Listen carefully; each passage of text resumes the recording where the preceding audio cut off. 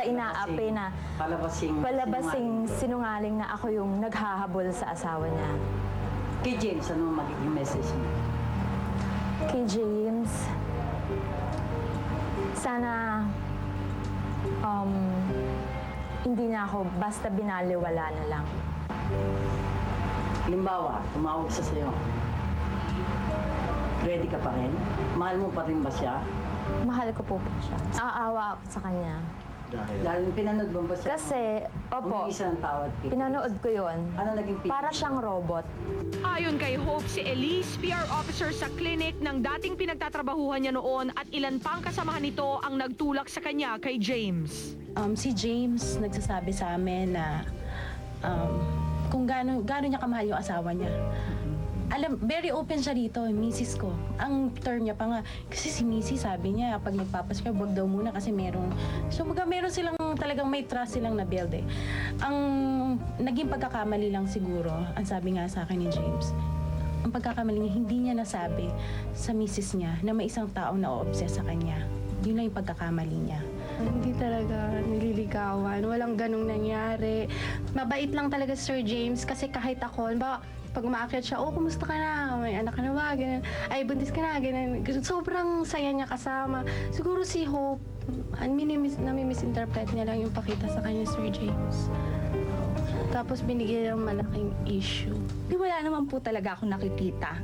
Tsaka yung time para magawa nila yon. Kasi every hour po may pasyente kami. Pag ginagawa ko siya, facial na, after.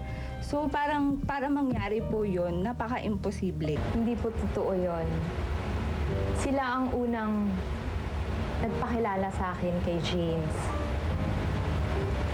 Si Elise nga, siya daw ang nagkalat sa ABS at saka sa GMA7 na kami ni James. At kung anong oras ako pumapasok sa room, anong oras nagpupunta si James. Kasi nga, binabaliktad nila ako. Siyempre, ayaw po nilang mawalan ng trabaho. Hindi ko iniilusyon si James. Hindi lang ito isang ilusyon. May nangyari po. Ngayon, matapos magbitiw ng matitinding pahayag, si Hope Centeno handa nang humarap sa kamera. At ang damdaming matagal niyang kinikimkim. Sana lang po, hindi nila ako hinusgahan ng ganun-ganun na lang. Na sinasabi nilang ako, stalker ako. Ang pagharap ni Hope sa publiko, susunod na. Alam mo, sweet, napakahirap gumawa ng any kind of conclusions or judgments about this because it's a very private matter. So it becomes a case of she said, in this particular case. Kasi this is Hope versus the people that she used to work with. Sinasabi nila na James was nothing but friendly towards her. Sinasabi naman ni Hope na, you know, there were advances made to me na hindi lang ako stalker at obsessed fan. Ako naloloka ako sa concept na itong mga babae nagsalita na to are apparently friends of Hope. So ngayon, Former friends of Hope, I suppose. It looks like na gano'n na nga ang mangyayari. Pero one thing is for sure, no, after watching that VTR, I'm sure everybody is asking, kailan po namin makikita talaga ang itsura ni Hope? Dahil pira-piraso, mga labi lamang, isang mata, kabilang mata. And ako, I want to get to know her better. Gusto ko makita, minsan kasi di ba, so nakita mo na yung buong muka, yung sa mata, doon mo na malalaman kung nagsasabi ba ng totoo, kung Correct. Reliable ba. So sabay-sabay natin alamin po yan mga kapusa sa pagbabalik ng S-Fans. Magpapatuloy ang detalyado at mas madamdaming paglalahad ni Hope, ang babaeng binihag ng pag-ibig kay James Yap.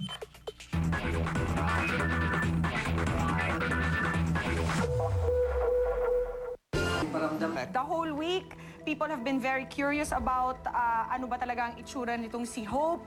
What is her background? We just found out that she's a 28-year-old college graduate. Correct. And it's a small world after all. Taga Project 8 Quezon City. Kapitbahay ko pa yata to si Hope. At bago siya natanggal sa kanyang pinagtatrabahuhang lugar, Isang taon siya doon. isang taon pa lang siya doon. And I think a lot has got to be said by the fact na talagang ready siyang ipakita kung ano talaga yung itsura niya. At mga kapuso, wag po kayong kukurap dahil ito na po marahil ang kahulihan ng pagkakataon na magsasalita si Hope tungkol sa issue na to dahil sa kasalukuyan ay minamambuti niya ng manahimik na pagkatapos ng interview na exclusive interview na ito na ipakikita namin sa inyo. Sa kauna-unahang pagkakataon, Hope Centeno haharap na sa publiko ngayon dito sa S-Files. Bakit ka nag-decide na ipakita ang mukha mo sa publiko? Lumantad na po ako para gusto kong linisin ang pangalan ko. Gusto kong ipaliwanag sa mga tao na biktima rin po ako. Na-in-love ako kay James. In love din ba sa'yo si James? Naramdaman ko po. Yung sa months na yon na nagtatawagan kami, nagkikita kami, naramdaman ko po yun, na minahal din niya ako. Nag-start nung makilala si James March. Opo. June, lumabas na, kinasal na sila ni Chris Aquino. Opo. Paano mo naramdamang mahal ka ni James? Kasi, Sinasabi ba niya? sinasabi po niya sa akin, Hindi. May binibigay ba siya mga regalo si James? nagbigay lang po ng chocolate, flowers, ganun lang po. Sinasabi mong tuwing Lunes kayo nakikita Opo. sa pinagtatrabahuhan mo ni James. Martes, Merkules, Webes hanggang Linggo hindi kayo nakikita. Magka-text kami po ng mga times na yon, nagtatawagan kami. Pero nakikita mo rin siya in between. Mas Yes pupunta po. siya sa'yo? Mm-mm. Pinupuntahan ka niya din sa pinagtatrabahuhan mo? Opo. So, gaano ang extent ng relasyon nyo bago ito nahinto? Nahinto na ba? January 15 po last kami na nagkita at nag-usap. Ang sa akin lang naman, sana, nung lumabas na tong issue na to, yung tungkol sa amin, sana tinawagan man lang niya sana ako. Palagay mo paano na-discover ni Chris yung relasyon niyo ni James? Meron po daw kasing nagsumbong. Kasi buong mga office mates ko, alam na ng lahat sa dati kong pinagtrabahuhan. Kaya po ako natanggal dun sa trabahong yon dahil nalaman na ng management. Buntis ka ba, Hope?